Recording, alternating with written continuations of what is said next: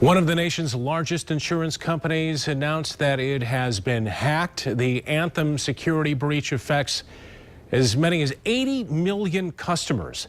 The company says that hackers gained access to all sorts of information listed on your screen. We're talking about birthdays, your salary, email addresses, where you live, you name it.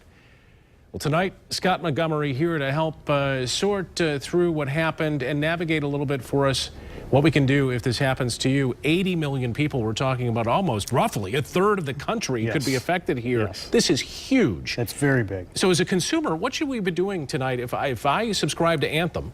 If you subscribe to Anthem, you need to, one, monitor the accounts that you're using, get with the credit agencies and have fraud alerts set up, monitor your credit reports, file your taxes early. The information that was lost can be used to file somebody else's tax returns. Yeah.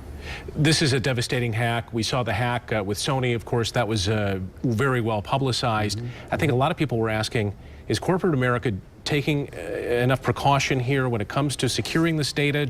Are they paying attention now?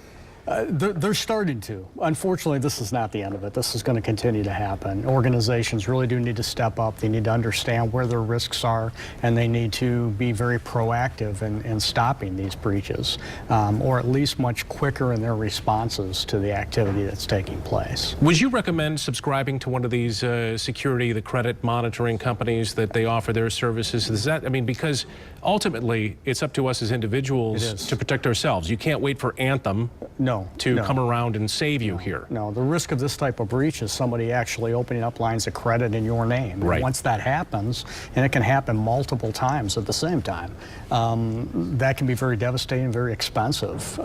So the cost of something like a LifeLock or another similar service is going to give you a little bit of head start and let you know if somebody is trying to open up lines of credit in your name. What I think is amazing, too, is that we're doing business as individual consumers with these companies, yet we have no recourse whatsoever. When something like this happens, we're at their mercy. We are. And that's unnerving in a lot of cases, why they have some of this information, but they do.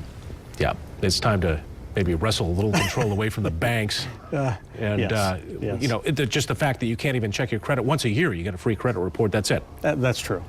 That probably needs to be changed, too. I think you'll see some things change in that area as well. Let's hope so. Yeah. All right, big breach. Thanks for helping us through. Scott Montgomery coming in to help us with some of these questions. Thanks, Scott.